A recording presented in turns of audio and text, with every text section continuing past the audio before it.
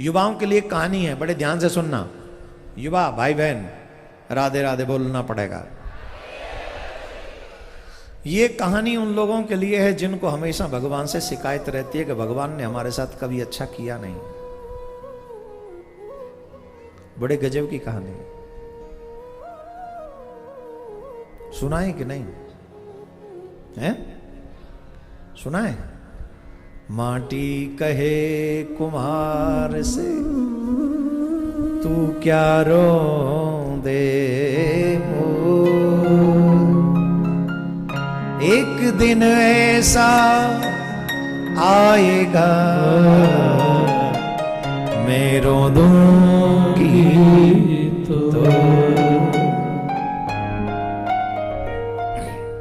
बड़ी गजब की कहानी है, एक घड़े की कहानी है, ध्यान से सुनना। एक दिन एक घड़े ने कहा, भगवान तुम भी क्या गजब के आदमी हो। इस संसार में जितने भी विपत्तियां हैं तुमने मेरी किस्मत में लिखी, कोई और नहीं मिला आपको। सारी विपत्ति मेरे भाग्य में मर दी। विपत्ति सुनो क्या है। एक तो मुझे माटी बनाकर यूं ही फेंक दिया आपने। फिर एक दिन कुमार भैया आए और फावड़े से मुझे खोदा। एक तो मिट्टी बन के पड़ा ही था, लोगों के पैरों में खुंद रहा था। फिर एक दिन कुमार भैया आए और फावड़े से खोद खोद कर मुझे गधे पे लाद के ले गए। अब कल्पना करो, वही फावड़ा अगर हमारे पैर में पड़ जाए तो कल्पना करना। जिस फावड़े से मिट्टी को खोदा गया वो दर्द सहा उसने। दूसरा, खोद कर उसे ले गया घर और घर ले जाकर उस माटी में पानी मिक्स किया और उसे गूंदा। अब हाथ से तो गूंदते नहीं हैं, इतनी मिट्टी किससे गूंदेगी बताओ? कूद कूद के पैरों से गूंदा। इतने पर भी उस भैया का पेट नहीं भरा, उसने मुझे चाक पे चढ़ा दिया। भगवान जब मुझे चाक पे चढ़ाया गया तो मुझे लगा कि तेरे दिल में सीना है कि नहीं।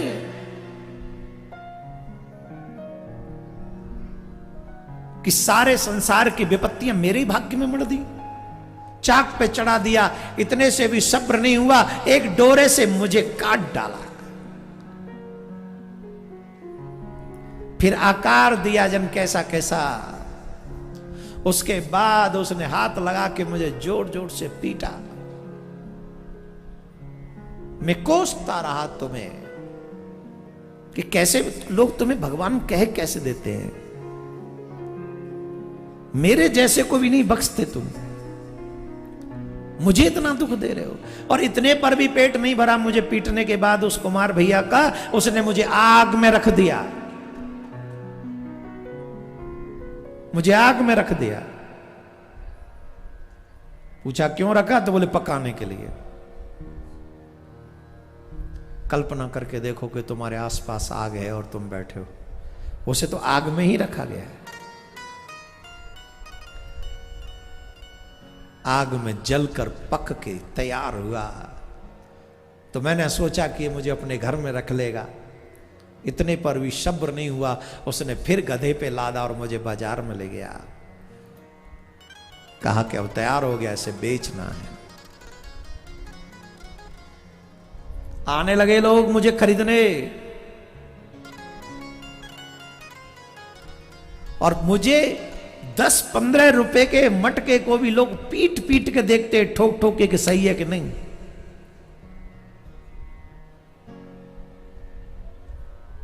सही है कि नहीं, मेरी वैल्यू क्या है। आग में तपे हुए उस मटके की मेरी वैल्यू क्या है, 10 से 15 रुपए।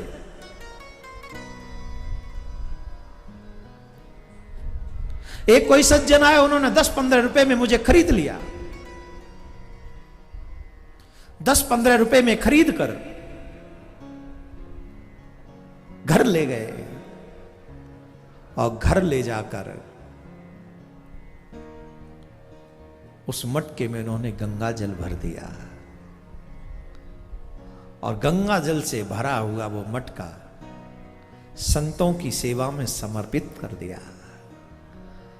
तब मुझे पता चला, हे गोविंद, मेरे भाग्य जगाने के लिए ये सारी प्रतिक्रिया थी कि मेरा भाग्य जगाना है कि गंगा जल मुझ तक पहुंचाना है, संतों की सेवा मुझसे करवानी है, इसलिए पहले मुझे उस पूरी प्रतिक्रिया से गुजरना पड़ा।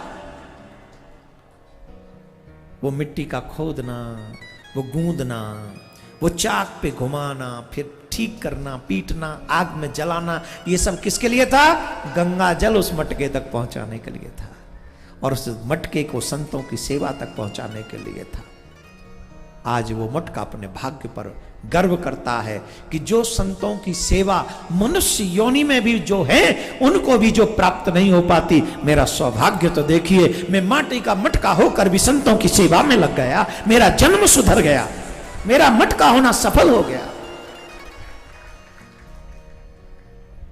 इसलिए अगर आप कठिन परिस्थितियों से गुजर रहे हो तो समझना कि अभी मटका बनने की कंडीशन चालू है,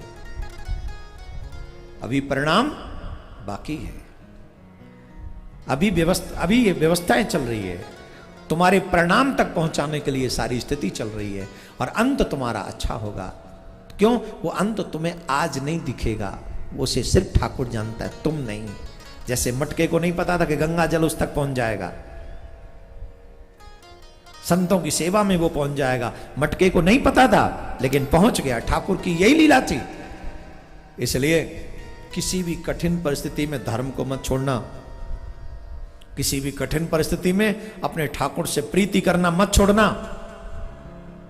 अगर तुमने छोड़ दिया तो तुम धर्मात्मा नहीं माने जाओगे।